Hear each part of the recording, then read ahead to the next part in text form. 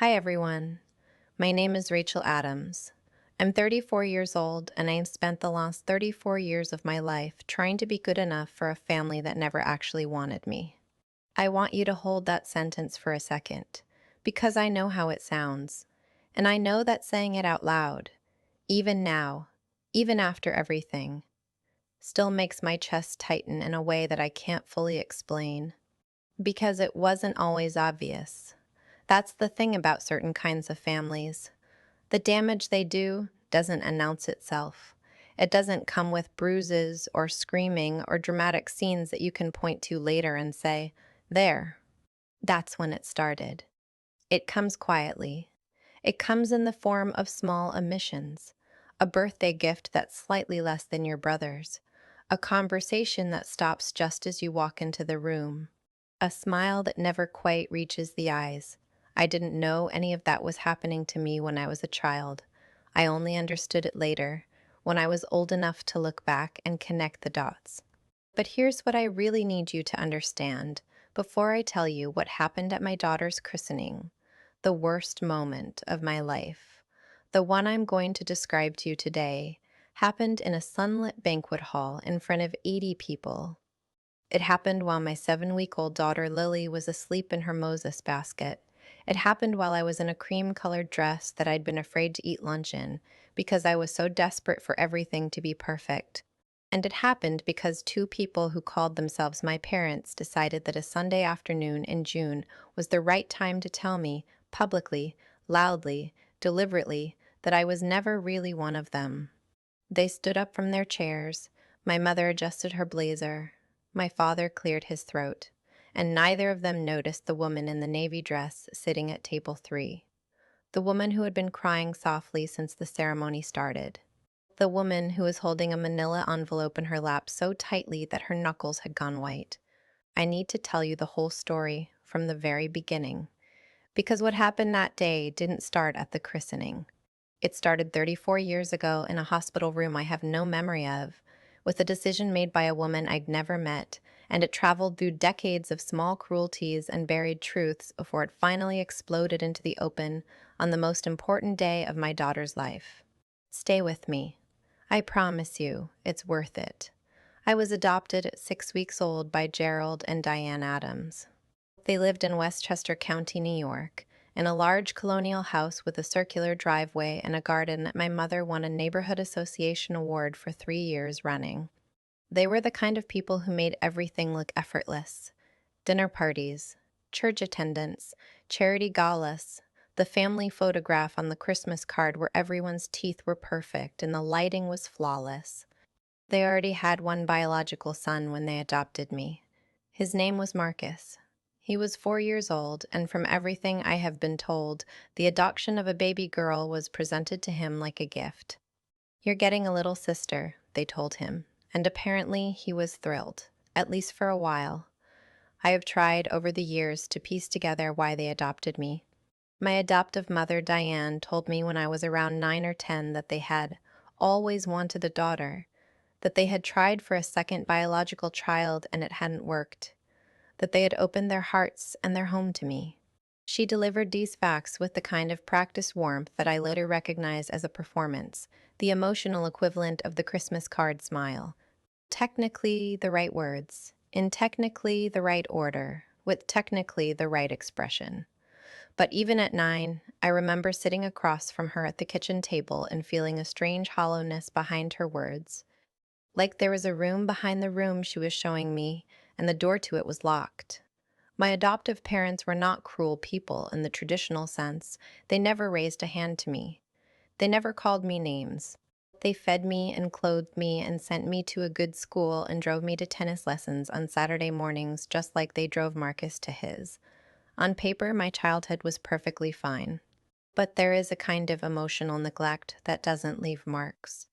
There is a kind of favoritism so subtle that when you try to describe it to other people, you sound paranoid. You sound ungrateful.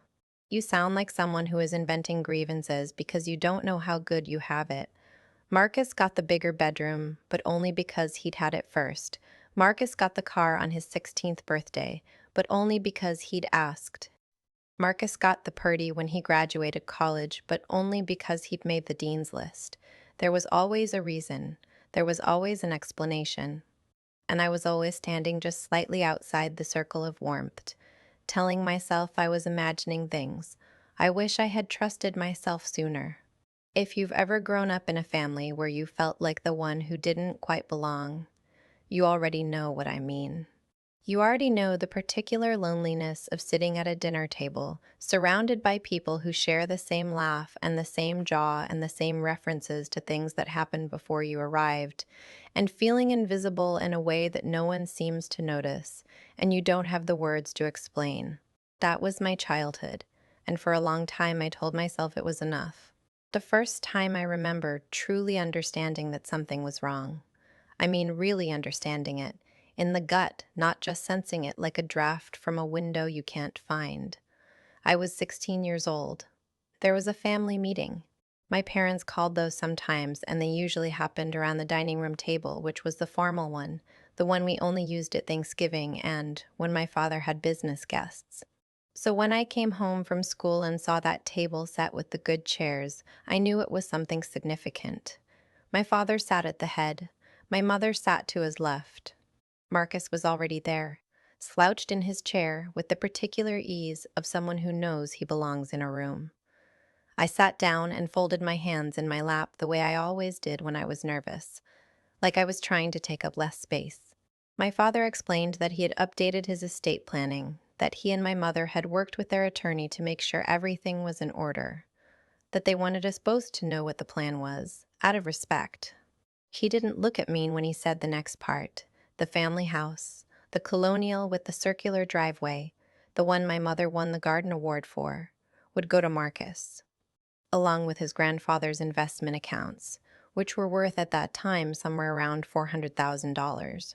For me, there was a trust, a modest one, enough to help get me started, my father said, enough to show that I was cared for. Marcus got $400,000 and the house. I got a trust that would eventually turn out to be worth around 40,000. I was 16. I did the math in my head and I smiled and I said, "Of course, that makes sense." And I meant it to sound gracious, and I think it did. But inside, something shifted. Something that had been slightly off balance my entire life tilted another few degrees, and I felt the floor of my understanding slope beneath me. I remember looking at Marcus across that table, expecting to see something, embarrassment maybe, or at least a flicker of awareness that this was unequal, and he just nodded along like it was the most natural thing in the world. Because for him it was. After the meeting, I went upstairs to my room and sat on the edge of my bed for a very long time. I did not cry. I was past the age of crying about my family by 16. Instead, I opened my laptop and I started researching, because that was what I did with feelings that had nowhere to go. I researched. I studied. I made plans.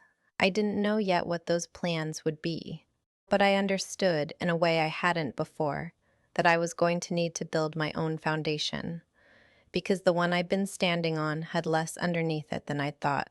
And still, and this is the part that's hardest to explain to people who haven't been there, I still loved them. I still wanted them to love me, back in the same complete way that I imagined they loved Marcus. I still showed up for Sunday dinners. I still brought my mother flowers on her birthday. I still called my father on the first day of every new school year, the way he'd started as a tradition when I was 7. I still tried. For years, I still tried. That is the cruelest thing about that kind of family. They make you love them, and then they make you spend your whole life trying to deserve something they've already decided you don't get. I was 18 when I found out about the college fund. Or rather, I was 18 when I found out that what I had been told was a college fund for me had quietly, over the years, been redirected elsewhere. When I'd entered high school, my parents had told me there was a fund set aside for my education. Not enormous, but enough to cover a state school comfortably. Maybe a bit more. I'd grown up knowing it was there. I'd made decisions based on it. When teachers asked about my plans, I factored it in. When I applied to colleges, I didn't apply for every scholarship I could have. because I thought I had a financial cushion. I didn't. I found out when I went to my father's home office to ask him something. I don't even remember what. And I saw a statement on his desk. It was from an account I didn't recognize, and it had Marcus's name on it. Not the account I was supposed to have. Marcus's name in a different account, and a number on that statement that made me stop breathing for a moment. I didn't say anything that day. I closed the door and went back to my room, and I sat with it. It took me 2 weeks to bring it up. I chose a Sunday afternoon when Marcus wasn't home, when my mother was in a good mood because she'd been to brunch with friends, when the light in the kitchen was warm and golden and everything felt as calm as our family ever got. I sat down across from her and I asked, as calmly as I could manage, whether she could explain the discrepancy I'd seen. She looked at me for a long moment, and then she said with perfect composure, "Rachel, your father and I made a decision that was in the best interest of this family. Marcus had a specific opportunity that required funding at a particular time. The money was reallocated. You'll receive financial aid for college, plenty of students do."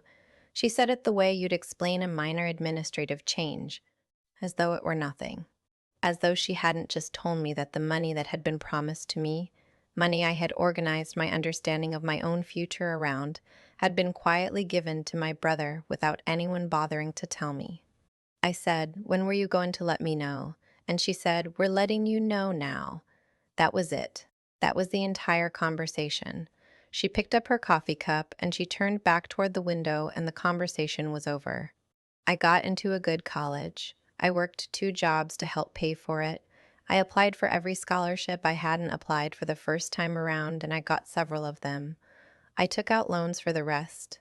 I graduated with honors and with debt, while Marcus finished his bachelor's degree using the fund that had originally been designated for me, and then used the remaining portion for a gap year in Europe that my parents described to their friends as such a wonderful experience for him.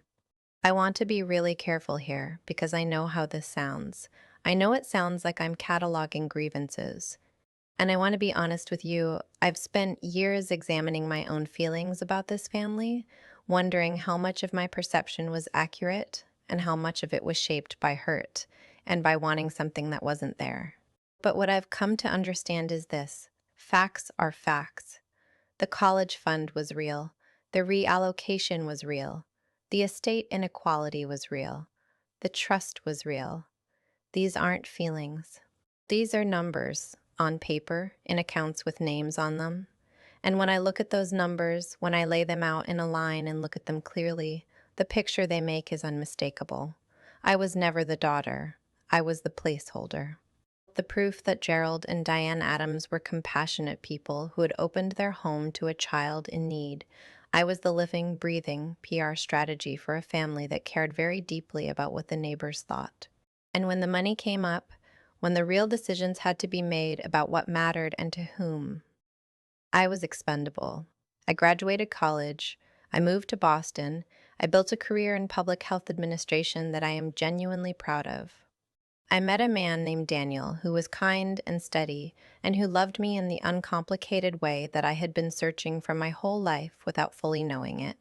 We got married in a small ceremony. Small because my parents disapproved of Daniel, who didn't have the right kind of job or the right kind of last name. And we made a life. And somewhere in the middle of that life, I discovered I was pregnant. And everything, every unresolved thing, every buried thing, every drawer in my memory that I'd pushed closed and taped shut started coming open all at once. The inheritance dispute started, officially, about 2 months before my daughter Lily was born. My grandfather, my adoptive grandfather, my father's father, had died the previous fall. He was 91, and he had been in declining health for several years, so it wasn't a surprise. But the reading of his will was, at least to me, because I had not known that I was named in it. His attorney called me directly. That in itself was unusual. Not that I was in the will, but that the attorney was calling me separately, before the family meeting my parents were clearly expecting to have. His name was Howard Briggs, and he had a slow, careful way of speaking that I came to deeply appreciate, because slow and careful was exactly what I needed at that point in my life. My grandfather had left me a piece of property. It wasn't the family house that was going to my father as expected. It was a small lakeside cabin in upstate New York that he'd owned since the 1970s. Nothing extravagant, but it was his, and he'd put my name on it. And when Howard Briggs told me about it, I sat very still and felt something warm move through me that I hadn't felt in connection with that family for a very long time. He'd seen me. My grandfather, in his slow, quiet way, had seen me, had known, had done the small thing he could do to say, I know you're here. I know you're real. I know you're mine too. I cried in the car after that phone call. I was 7 months pregnant and sitting in a parking garage, and I'd just let it go for about 10 minutes in a way I hadn't let myself cry about that family in years. Then I went home, and I told Daniel. And Daniel, who had met my family at our wedding and had spent 2 days watching my father talk to Marcus and ignore me, and had never once said anything because he knew I wasn't ready to hear it, just held my hand and said, That's really good, Rach. That's really good. The trouble started when my parents found out. I don't know exactly what my grandfather had told them, whether they'd expected the cabin to come to one of them or to Marcus, or whether they'd simply assumed I wouldn't be included at all. But whatever their expectation was, the reality did not match it, and my father was not a man who handled that kind of mismatch gracefully. He called me 2 days after the attorney's call.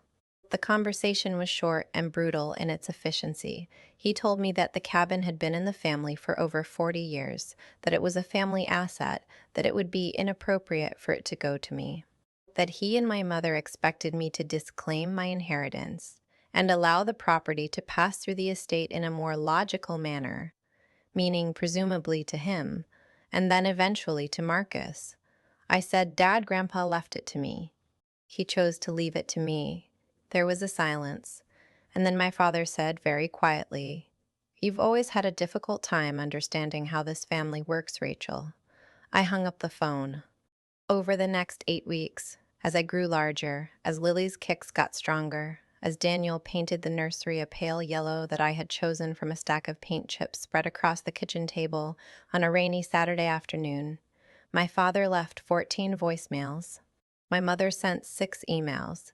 Marcus called me once, and when I answered, he said, Rachel, I really think you should consider what this is doing to the family. I asked him what he meant by the family, and he didn't answer, and we sat in silence for a moment before I said goodbye. Lily was born on a Thursday in April. She was 6 pounds, 4 ounces. She had dark eyes and a tiny mouth that pursed up like a rosebud, and she screamed with an absolutely extraordinary amount of force for someone that small. And Daniel laughed and cried at the same time, and I lay there with her on my chest and felt, for the first time in as long as I could remember, completely, fully, entirely present. My parents sent flowers. A nice arrangement, white lilies, with a card that said, Congratulations on your new arrival. It was signed with both their names, and it was the kind of message you'd send to an acquaintance. I kept the flowers. I threw away the card. I had thought about finding my birth mother before. I think most adoptees do at some point. But for me, the thought had always been tangled up with guilt, a feeling that looking for her would be a kind of betrayal of my adoptive family, a declaration that they hadn't been enough. For a long time, I cared too much about not hurting them to follow the feeling, but holding Lily changed something fundamental in me. I looked at her face, and I understood in a way I never had before what it meant to be someone's biological child, what it meant to look at another person and see yourself, what it meant to have a lineage, a thread, a story that was yours and no one else's. And I realized that I had never had that. Not once. Not for a single day of my life.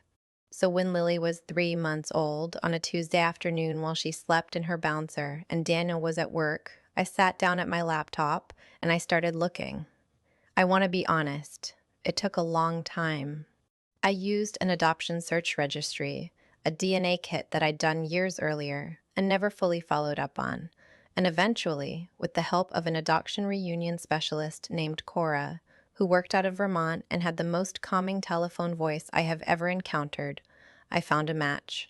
Her name was Patricia Cole. She was 61 years old. She lived in Connecticut. She had retired 2 years earlier from a career as an estate attorney. She had never married. She had no other children. I found her profile on a legal directory first. She'd been a partner at a firm in Hartford. And I sat there looking at her photograph on my laptop screen, and I felt the world go very, very quiet because she had my eyes. The same shape, the same slight upturn at the outer corners. And something about the set of her jaw, the way she held herself in the professional photograph. It was familiar in a way that no photograph of a stranger had any right to be. It took me 2 weeks to write her a letter. I drafted it 14 times. The one I finally sent was short, 3 paragraphs. I told her my name. I told her I was her daughter. I told her I wasn't looking for anything in particular, just the truth, and that I would completely understand if she didn't want to respond. She called me 9 days later. I was nursing Lily when my phone rang. I almost didn't answer because I didn't recognize the area code, but something made me pick up. "Is this Rachel?" Her voice was careful and steady, and there was something in it I couldn't immediately name. "Yes," I said. "This is Patricia Cole," she said. "I received your letter." And then she said, "I've been looking for you too." I don't have enough words to describe what it felt like to hear that. I have tried, since that day, many times to explain it to people, and I always fall short. The nearest I can get is this. It was like being told that a room you'd been locked out of your entire life was actually always unlocked. That the door had been open the whole time, and you'd just been standing on the wrong side of it, afraid to push. We talked for 2 hours that day. She told me everything. She'd been 19 when she had me. She'd been in her first year of law school, alone in a new city, with no money and no support. She'd made the choice to place me for adoption, and she had spent the next 34 years carrying that decision the way you carry something that never fully settles, no matter how certain you were at the time that it was right. She had registered with every search registry she could find. She had done the DNA kit. She had been waiting. We met in person 3 weeks later at a coffee shop in Hartford. I brought Lily. Patricia held her for the entire 2 hours we sat there, and every time she looked down at her, her face did something complicated and beautiful and private, and I understood that this woman was crying for about 6 different reasons at once, and that all of them were mine too. By the time Lily's christening was scheduled, Patricia and I had been in contact for almost exactly a year. We had met 6 more times. We had talked on the phone at least once a week. She knew about the inheritance dispute. She knew about my adoptive parents and their escalating pressure.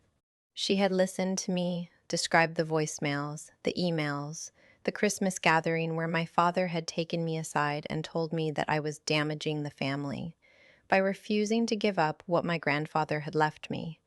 She listened to all of it, and she said very little. She asked careful questions. And then, one night in February, she said to me, "Rachel, I need to tell you something. There are some things I've discovered in the course of looking into your adoption that I think you need to know, but I want to wait until the right time to share them with you. Can you trust me on that?" I said yes, because I had already learned, in the years since that first phone call, that Patricia Cole was not a woman who said things she didn't mean. I invited her to the christening. I told her she could sit quietly in the back. I told her she didn't have to speak to anyone if she didn't want to. I just wanted her there.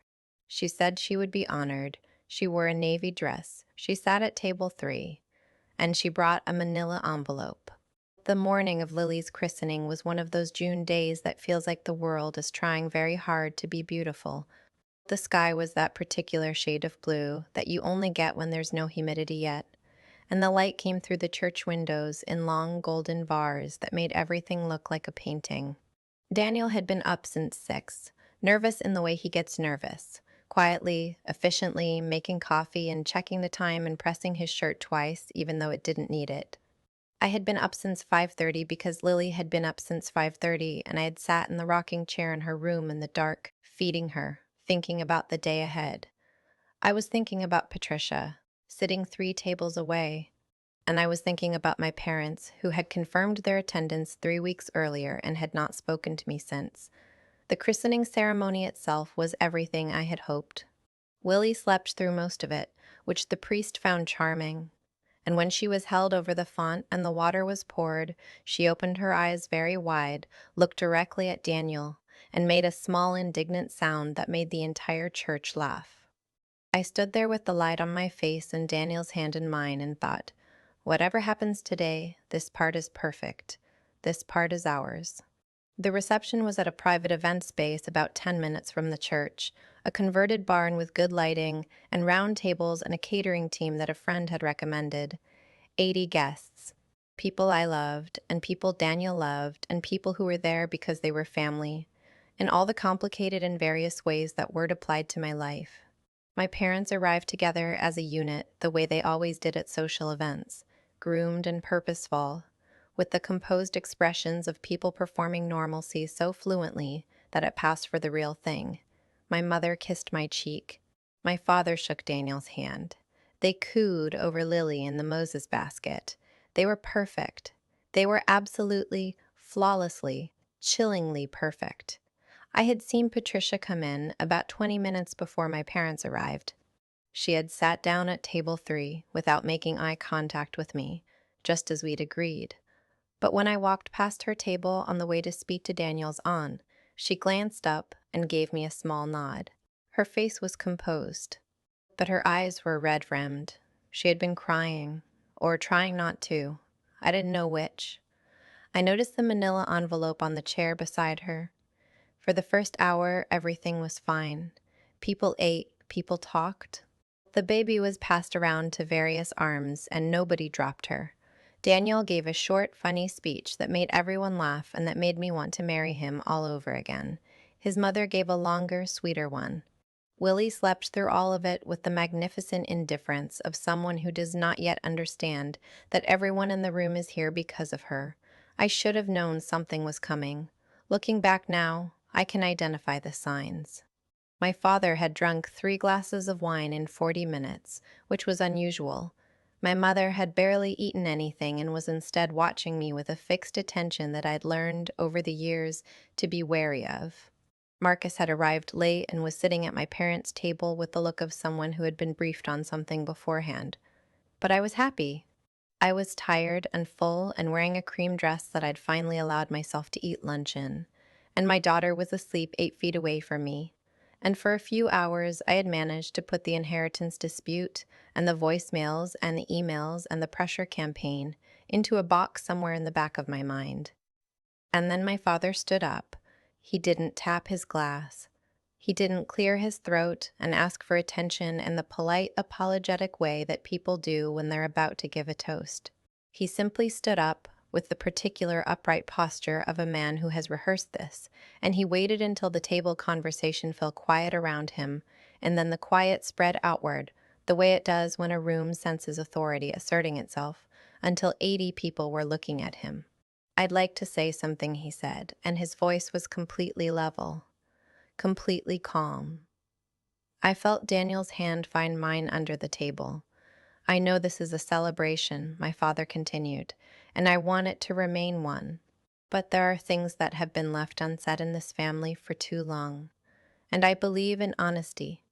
I believe in not pretending. So I'm going to say something now, and I want everyone here to understand that this comes from a place of integrity." He turned and looked directly at me.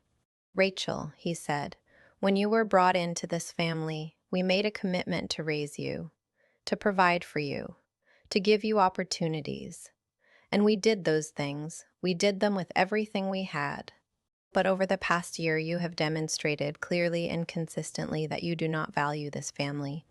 You have chosen to weaponize a piece of property, property that belongs to the Adams family legacy, as leverage in a personal dispute.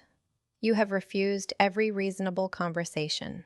You have, in short, made it clear that your own interests come before the family that took you in." He paused. "Your mother and I have made a decision," he said. "We are formally removing you from our estate. We are no longer considering you a member of this family, And we want the people who are here today, people who know us, who have been part of our lives, to know where we stand. He sat down. There was a silence in the room so complete that I could hear the baby monitor crackling softly from the table behind me. I remember every detail of that moment with the kind of horrible precision that trauma gives you. The way my mother was looking at the table. The way Marcus was sitting very still. The way Daniel's hand tightened around mine. The way my face felt suddenly very cold, like all the blood had drained out of it and gone somewhere else in a hurry. The way my throat closed completely, so that even if I had known what to say, I wouldn't have been able to get it out. 80 people in a room I had chosen, at a party for my daughter. In a cream dress I'd been afraid to eat lunch in because I wanted everything to be perfect. I thought, this is what they planned. They planned this. They planned this moment, at this party, in front of these people, because they knew I couldn't fight back. They knew that any response from me would look like a scene, and they had made themselves the calm ones, the wronged ones, the dignified ones who were simply saying what needed to be said. I thought, I have spent 34 years trying to belong to these people. 34 years of Sunday dinners and birthday calls and flowers on Mother's Day and pretending not to notice the things I noticed, and forgiving the things I couldn't forget, and building a version of them in my head that was better than the reality. 34 years. And this is what it ends with. A speech. In front of my friends. At my daughter's christening. And then I heard a chair move. I thought it was Daniel. I thought he was standing up to respond, which was what I was terrified of, because Daniel can be very calm and very precise when he is angry, and I couldn't handle any more words in that room. I couldn't. But it wasn't Daniel. It was the woman in the navy dress. Patricia Cole did not ask for attention. She simply stood up at table 3, and she was the kind of person that rooms notice. She had the bearing of someone who had spent 30 years making arguments in front of people who didn't want to hear them, and there was a quality to her stillness, a completeness to her posture, the kind that doesn't fidget or adjust, that made the room turn toward her before she said a single word. She was holding the manila envelope. "I apologize for interrupting," she said, and her voice was the same one I'd heard on the phone 14 months earlier, careful and steady, with a quality I had finally identified after a year. It was the voice of someone who never says a word they haven't already thought through completely. But given what was just said, I think I have a professional and personal obligation to speak. My father turned to look at her. For the first time that afternoon, his expression was uncertain. He didn't know her. He'd never seen her before. She was a stranger in a navy dress at table 3, and she had just inserted herself into his most carefully staged moment. "My name is Patricia Cole," she said. "I am Rachel's birth mother, and I am a retired estate attorney with 30 years of practice in the state of Connecticut." She paused. "Let that settle. I was invited here today as a guest, but I came prepared, because I have known about this family for quite some time now." She opened the envelope. "In the course of reconnecting with my daughter over the past year, I became aware of certain financial arrangements within the Adams family that struck me as legally problematic. I am not here to be dramatic. I am here because what was just said in this room, in front of witnesses in a public setting, constitutes a formal declaration of intent that has legal implications. And the people in this room deserve to know the full context before they form an opinion." She set 3 documents on the table in front of her. I couldn't see them from where I was sitting, but I later learned exactly what they were. "The first document," she said, "is a copy of the sealed adoption agreement signed by Gerald and Diane Adams in 1990. In that agreement, both parties acknowledged receiving adoption facilitation support from the state of Connecticut. One of the conditions of that support, a condition attached to a state adoption subsidy that the Adams family received for a period of 12 years, was that the adopted child would be treated equitably in matters of estate planning and financial provision. That condition was signed and notarized. The room was completely silent. My father's face had changed. The composure was gone. In its place was something I had never seen there before, something that took me a moment to name: fear. The second document, Patricia continued, is a record of the estate planning decisions made in this household between 1994 and 2006, which I obtained through a legal records request filed last month. Those records show a systematic pattern of financial redirection away from the adopted child and toward the biological child, including the reallocation of a designated education fund. That reallocation was made without disclosure, without consent, and in direct violation of the conditions of the original adoption subsidy agreement. She said it the way she probably said everything in a courtroom, clearly without inflection, with the particular authority of someone who knows that the facts speak loudly enough on their own. The third document, she said, and now her voice shifted, barely, a half tone, but I heard it, is a copy of the signature on the adoption agreement. Specifically, the signature of the family's attorney at the time who was listed as a witness. I had this signature forensically analyzed 6 weeks ago. The analysis concluded with a high degree of certainty that the signature was not made by the attorney of record. It was forged. The sound that went through the room was not a gasp. It was something quieter than a gasp, and worse, it was the sound of 80 people reassessing something all at once. My father stood up so fast his chair scraped back. "That is absurd," he said. His voice was no longer level. "That is completely absurd, and I don't know who you are or what you think you're." "I know who I am," Patricia said simply, "and I know what I have. The question is whether you would like to discuss this here or in a different setting." She looked at him for a moment and then looked away, dismissively, cleanly, the way you close a tab you no longer need. "I would recommend the second option, but the choice is yours." My father sat back down, and for the first time in my entire life, I watched Gerald Adams have absolutely no idea what to do next. The reception ended about 20 minutes later. Not in chaos, exactly. Patricia had delivered her information with such clinical precision that there was no hysteria in the room, just a progressive, heavy silence that made people finish their drinks and start saying quiet goodbyes. Daniel's mother hugged me so hard I felt my ribs. Our friend from college, Jessie, found me near the Moses basket and took my hand and said, "Are you okay?" And I said, "I genuinely don't know," which was the most honest thing I had said all day. My parents left without speaking to me. My father walked out with his shoulders up near his ears, and my mother followed him, and Marcus, after a long moment of standing near the door looking at me with an expression I couldn't fully read, followed them both without a word. Patricia came to find me. She walked up slowly, the envelope still in her hand, and she looked at me with the careful expression I had come to know over the past year, the one that means she has thought about what she wants to say and has chosen it deliberately. "I want to explain," she said. "We found a quiet corner of the room, near the window, away from the last few guests." I sat down heavily in a chair and she sat across from me, and Lily, who had woken up during the commotion and was now alert and curious, looked from one of us to the other with the deep and earnest concentration of a 7-week-old who is absorbing everything. Patricia told me the rest of it.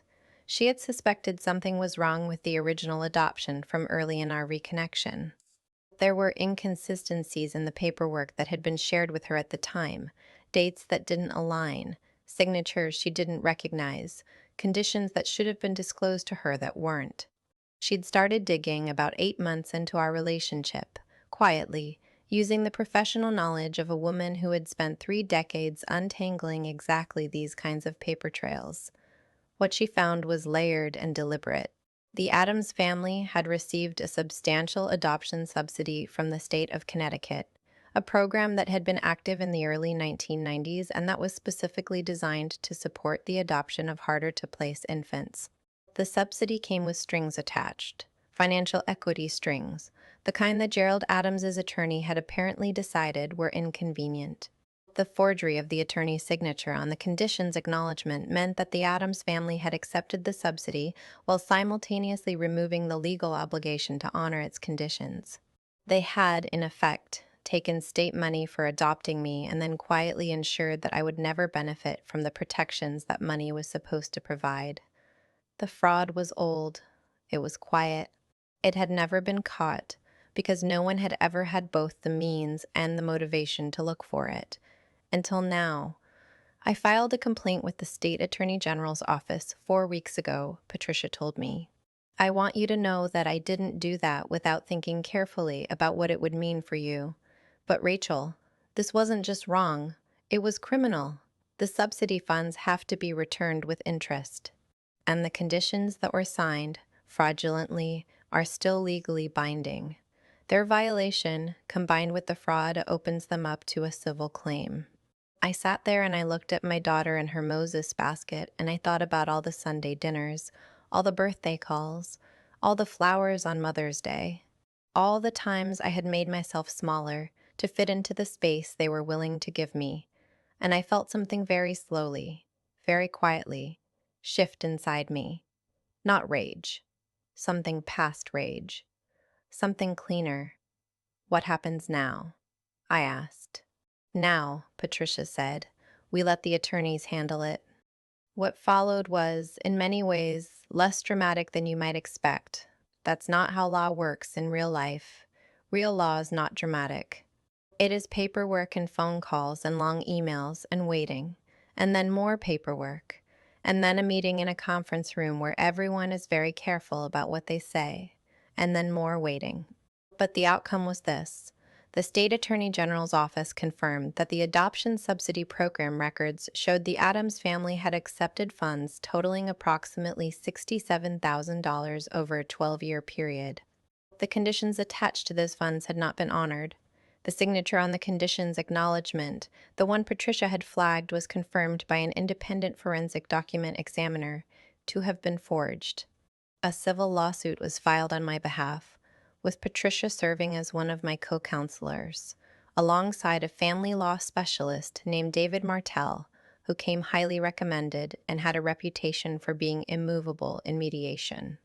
The lawsuit named Gerald and Diane Adams as defendants. The claims included breach of contract, fraud, and unjust enrichment. Marcus was not named in the lawsuit. I had thought long and hard about that. He had benefited from the financial redirection. I think he had always known at some level that things were not equal. But Marcus had not made the decisions and he had not forged the signature, and I was not interested in punishing him for being loved in a way I wasn't. That has never been what I wanted. My parents hired a defense attorney. There were several months of back and forth. My father maintained initially that the entire case was built on an error, that Patricia had misread the records, that the forensic analysis was flawed, that the subsidy conditions had been met. His attorney eventually advised him to stop making those arguments. In October, 14 months after Lily's christening and 17 months after I had first written that letter to Patricia, Gerald, and Diane Adams, reached a settlement agreement. The terms required them to pay back the subsidy funds in full with interest. They required them to pay a civil damages amount that I will not disclose here, except to say that it was significant. It covered the college fund that had been redirected. It covered the differential between what I had been left in the estate versus what I had been entitled to under the subsidy conditions. It covered legal fees on both sides. And it required them to put their home on the market, the colonial house, the circular driveway, the garden that had won 3 neighborhood association awards. I found out it had sold when Marcus called me for only the second time in my adult life on a Thursday evening in November. He didn't say much. He said, "It sold." He was quiet for a moment. Then he said, "I want you to know that I know I should have said something a long time ago. I'm sorry, Rachel." I said, "I know." And then there was another silence. And he said, "I hope Lily's doing well." And I said she was. And we hung up. I don't know what kind of relationship Marcus and I will have going forward. I don't know if we'll have one at all. There's too much between us that was never said, and too much that was never fair. And I haven't yet figured out which parts of that are fixable, and which parts just need to be acknowledged and set down. But I know that his apology was real, and I know that I heard it. That's something. 3 months after the settlement was signed, Patricia asked me to come to her house for dinner. This wasn't unusual. We had dinner at her house in Hartford about once a month by that point. It had become one of my favorite things. the particular warmth of her kitchen, the way she cooked without measuring anything, the way she and Lily had developed a relationship that I watched from the sidelines with a feeling in my chest that I didn't have a name for yet. Joy is too simple a word. Relief is too small. It was something between the two. Something that felt like a door finally opening in a room you hadn't known was sealed. That night, after Lily had fallen asleep in the portable crib Patricia kept in the guest room, and after dinner had been cleared away and we were sitting with our wine at the kitchen table, Patricia put a folder down in front of me. "I want to talk to you about something," she said. The folder contained documents relating to her law firm. Not the large Hartford partnership she'd retired from, a smaller, separate firm she had built independently over the last decade of her career. A family law practice. 4 attorneys, a support staff, a solid client base, and a reputation in the Connecticut legal community that she described as simply clean. She had been planning her retirement for several years. She had been considering what to do with the firm. She had not, until recently, known who she might want to leave it to. "I want to offer you a partnership interest," she said. "A majority stake. I would stay on in an advisory capacity for 2 years to make sure the transition was smooth, and then it would be yours to do with as you chose." I looked at her for a long moment. I said, "Patricia, I'm not an attorney." She smiled, that small, private smile I had come to recognize as her version of a laugh. "I know that," she said. "I've spoken with David Martell about this. He's interested in the managing attorney role if you want him, which would handle the legal leadership. What the firm needs at the ownership level is someone with integrity, good judgment, and an understanding of how families can hurt each other." She paused. "You have all three, in abundance. I've watched you navigate this year, and I know exactly who you are." I sat there with my wine glass in my hand, and I looked out her kitchen window at the darkness of the Connecticut night, and I thought about the woman I had been a year and a half ago. Pregnant and scared and beginning a quiet, careful search for someone who might see me. Thinking, as I had thought my whole life, that belonging to a family was something you had to earn, over and over, in ways that kept shifting and were never quite enough. "Why?" I said. Not suspiciously, just honestly. She was quiet for a moment, and then she said, "Because I have spent 34 years knowing that I left you somewhere, not knowing if you were okay, not knowing if anyone was really looking after you, and finding out the truth, finding out what that family did and didn't do, has been one of the most painful things I have ever had to sit with." Her voice was level, but her eyes were wet. "I can't give you back the childhood you deserved. I can't undo any of it. But I can give you this, if you want it." I said yes. Of course I said yes. But not because of the firm. Not because of what it was worth, or what it meant professionally, or what it represented financially. I said yes because sitting in that kitchen with that woman and listening to her say those words, I finally understood something I had been missing my entire life. Being wanted, being seen, being the person someone built something for. Willie woke up in the middle of our conversation, the way she always did, at the exact moment when the adults were most absorbed in something important, as if she had a sixth sense for it.